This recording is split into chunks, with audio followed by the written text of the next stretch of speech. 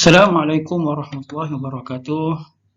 Kita dalam pendidikan Islam untuk tahun 5, untuk murid-murid tahun 5, insya-Allah bersama dengan saya Ustaz Nur Effendi bin Mahidin, dan kita akan membicarakan anak-anak pelajar berkenaan dengan Muslim adalah yang memberi keselamatan bagi orang lain.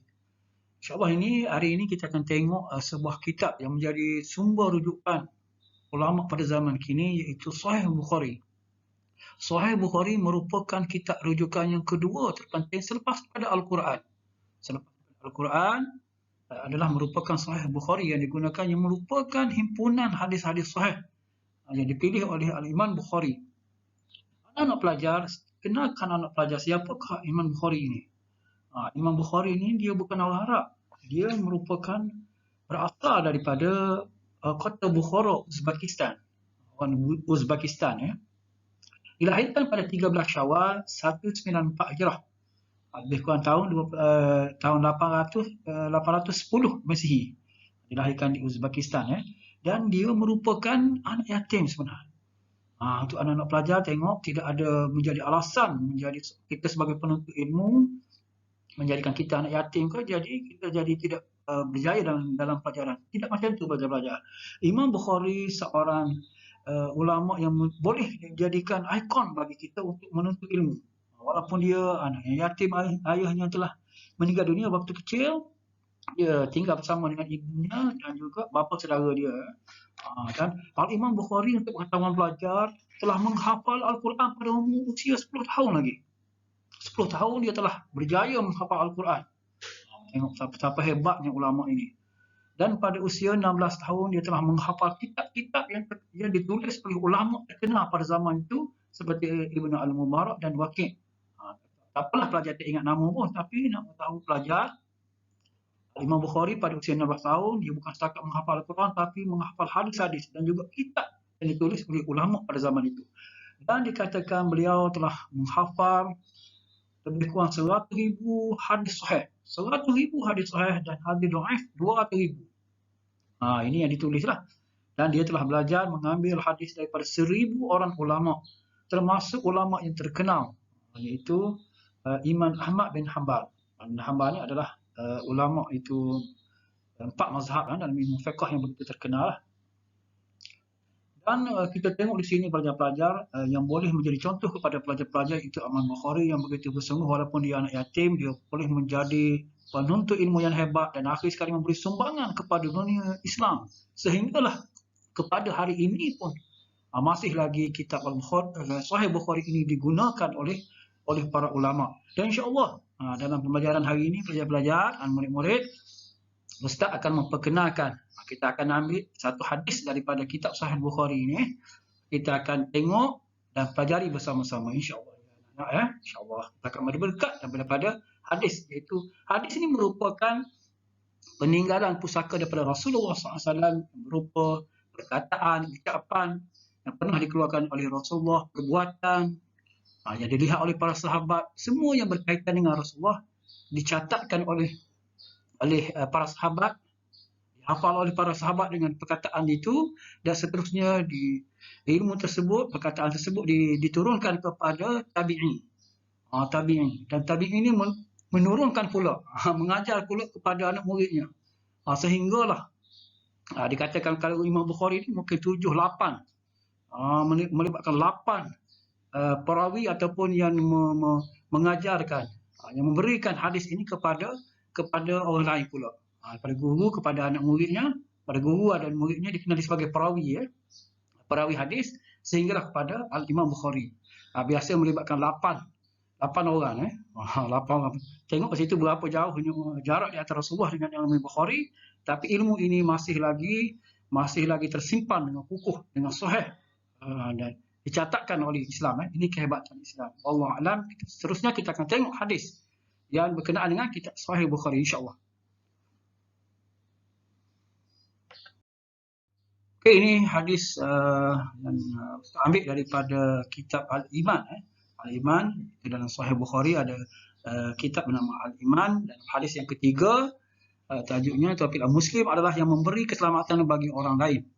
An Abdullah bin Amr radhiyallahu anhuma عن النبي صلى الله عليه وسلم قال المسلم من سلم المسلمون من لسانه ويده والمهاجر من حجر ما نهى الله عنه.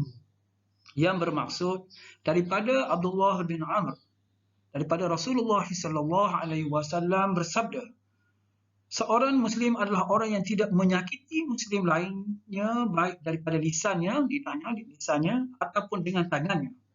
Dan orang yang hijrah adalah ia meninggalkan apa yang dilarang oleh Allah Subhanahu wa taala. Hadis Imam Bukhari daripada kitab Sahih Bukhari. Jadi kalau pelajar lihat murid-murid melihat pada hadis ini kita tengok sini dicatatkan sebenarnya ramai lagi. Perawinya ramai sebelum sampai pada Imam Bukhari. Tapi dicatatkan sini untuk memudahkan murid-murid semua faham. Hadis Rasulullah ini disampaikan daripada sahabat.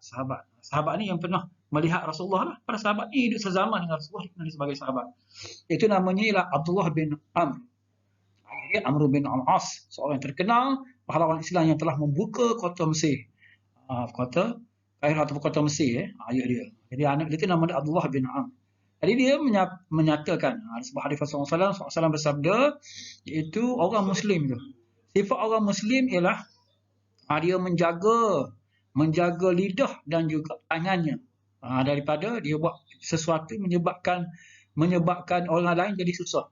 Dia jaga betul-betul. Jadi dia bagi kebaikannya. Allah bagi hadiah kepadanya lidah dan juga tangan. Dia gunakan sebaik-baik untuk menolong. Bukan untuk menyusahkan, bukan memusnahkan, bukan untuk menyebabkan sesuatu kepada orang lain. Ini adalah satu akhlak yang baik. Itu yang pertama. Lepas ni akan tengok lagi. Apa kesan jika perkara tersebut berlaku. Jadi hadis ini diriwayatkan oleh sahabat Rasulullah SAW. Jadi pelajar-pelajar kena juga nama sahabat Rasulullah. Itu Abdullah bin Amr sini yang hidup sezaman dengan Rasulullah. Dan yang kedua ialah berkenaan dengan lidah dan juga tangan kita. Percakapan kita, lisan kita. Yang kedua, hadis ini menceritakan tentang pengertian hijrah. Itu hijrah ialah yang meninggalkan apa yang dilarang oleh Allah Subhanahu wa taala. Ini hadis.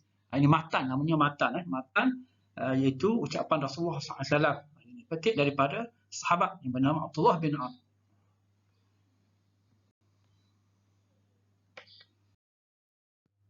Okey, seterusnya anak-anak pelajar semua.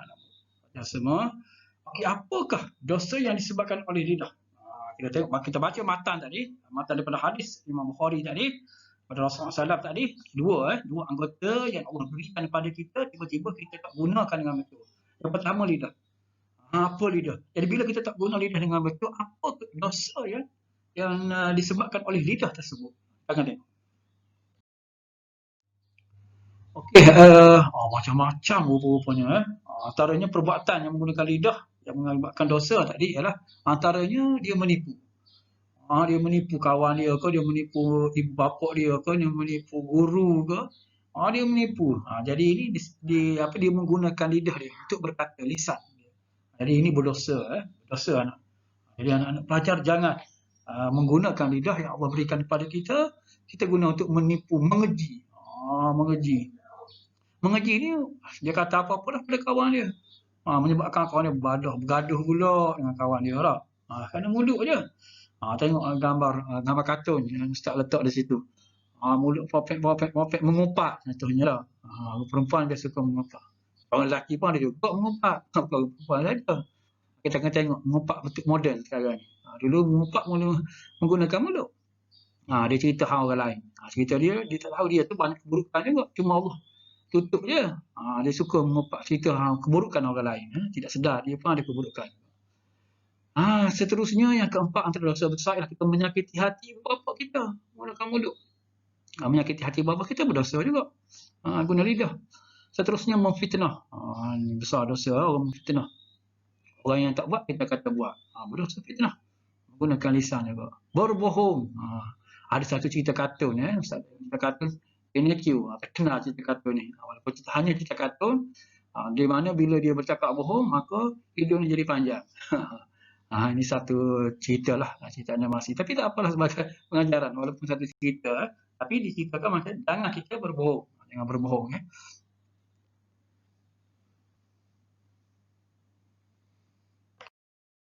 Seterusnya, pelajar-pelajar semua, itu yang kedua, iaitu tangan. Jadi apakah dosa yang disebabkan oleh tangan? Cuba pelajar-pelajar bincang. Apakah dosa yang disebabkan oleh tangan? Banyaklah. Banyak dosa yang disebabkan oleh tangan. Apa dia? Cuba fikirkan. Okey, apa dia? Okey, kita tengok sini. Okey, antara dosa yang disebabkan oleh tangan ialah, cuba tengok gambar atas tu, gambar mencuri. Mencuri. Ini biasa ni. Kita pergi bandar-bandar besar. Bandar-bandar besar, orang bergerak dengan laju. Bila bergerak dengan laju ni tak sedar. Ada dia panggil pencuri dompet ni. Dia pandai, dia ada kemahiran dia. Kemahiran mencuri macam ni. Kemahiran tak betul ni. Patut kemahiran tu digunakan tempat lain, tapi digunakan untuk mencuri. Menggunakan tangan dia untuk mencuri. Dan yang kedua, gambar tong sampah dibakar.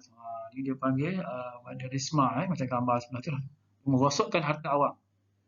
Harta tu bukan harta dia. Kalau harta dia, maka dia tahu dah. Harta awam ni kegunaan orang ramai. Kerajaan beli, tak kira lah pihak tertentu dia beli untuk kegunaan orang ramai. Tapi dia rosakkannya, dibakarnya, dalam dinding diconteng. Vandalisme, tengok gambar yang vandalisme atas ataupun dia diconteng.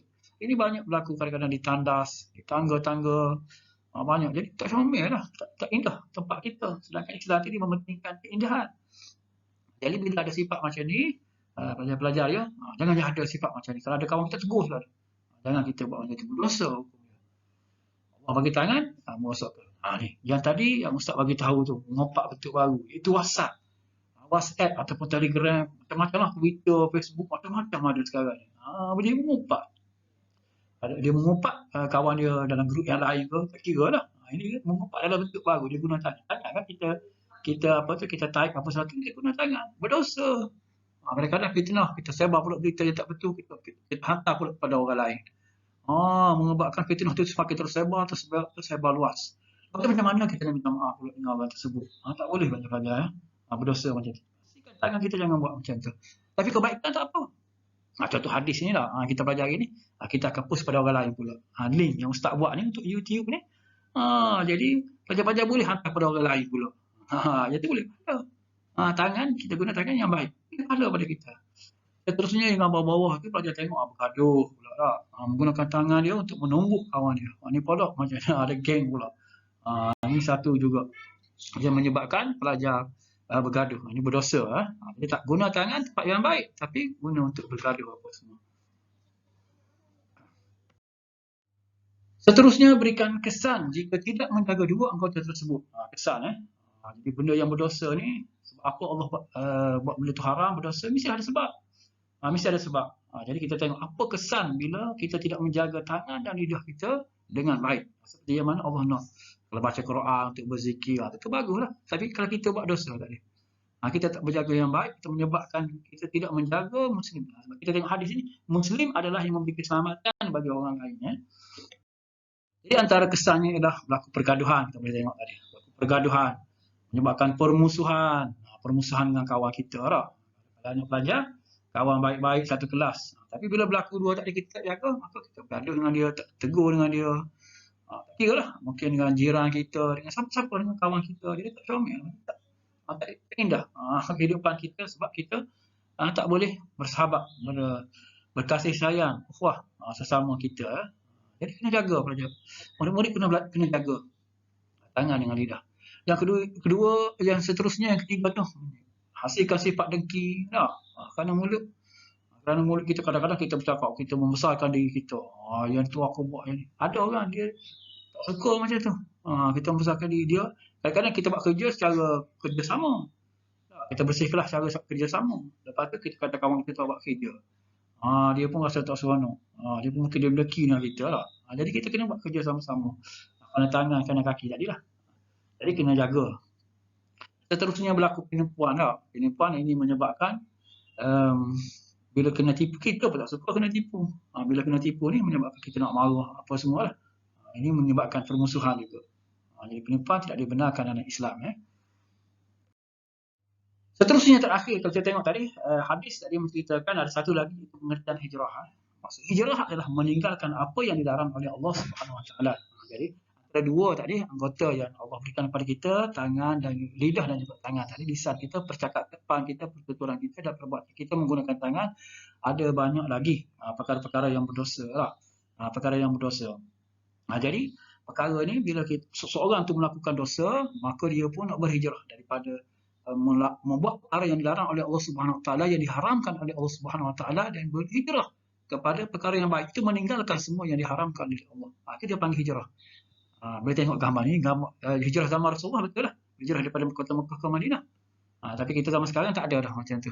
Jadi kita hijrah kita zaman sekarang ialah kita berpindah daripada perbuatan jahat pada perbuatan yang baik. Tak suka solat, tak semayang, pada solat. Ramai pelajar yang tak solat. Berdosa 5 waktu tak semayang lah. Jadi berdosa. Bulan Ramadan tak puasa, berdosa. Jadi kita berubah. Mulai hari ni kita kita melakukan solat 5 waktu tu. Pastikan kita melaksanakan, sebab kalau lakukan kita berdosa. Jaga aurat. Untuk pelajar perempuan, jaga aurat. Jangan tak jaga aurat. Pelajar perempuan utamanya. Jadi itulah yang kita pelajari kita pada hari ini. Kita pelajari berkenaan hadis. Kita ambil daripada kitab Sahih Bukhari, hadis berkenaan dengan kitab Al-Iman, iaitu kita kena jaga hak muslimin yang lain ataupun kawan-kawan kita yang lain. Kita jaga hak dia, jangan kita mengupak ke dia, jangan kita bergaduh dengan dia. Jaga betul-betul yang Allah bagi anugerahkan tangan dan juga lidah kita. Kita guna ke tempat kebaikan, jangan guna kepada tempat yang membawa permusuhan di antara kita semua. Allah Alam. Ini hadis ni bagus ya. Dan pastikan pelajar mengenali Imam Bukhari tadi yang kita ambil daripada Sahih Bukhari tadi. Seorang ikon hebat dalam menuntut ilmu. Dia bersungguh-sungguh ya. Ustaz ulangi sekali lagi. Jadi pelajar kena menjadikan Imam Bukhari ini sebagai ikon dalam kita menuntut ilmu, sebab dia walaupun dia susah sama kecil, ayah dia meninggal dunia, tapi dia belajar betul-betul. Hafal Quran 10 tahun sudah hafal. 16 tahun sudah menghafal kitab-kitab hadis. Hebat. Jadi inilah yang sepatutnya menjadi ikon kepada kita, bukan artis, bukan penyanyi, bukan bintang sukan, selebriti sukan semua, bukannya itu. Itu boleh juga kita tengok, tapi jangan jadikan dia ikon. Kita jadikan Imam Bukhari sebagai ikon kita dalam kita menuntut ilmu. InsyaAllah kita akan berjaya, kita akan menjadi pelajar cemerlang. InsyaAllah pelajar. Wallahu a'lam.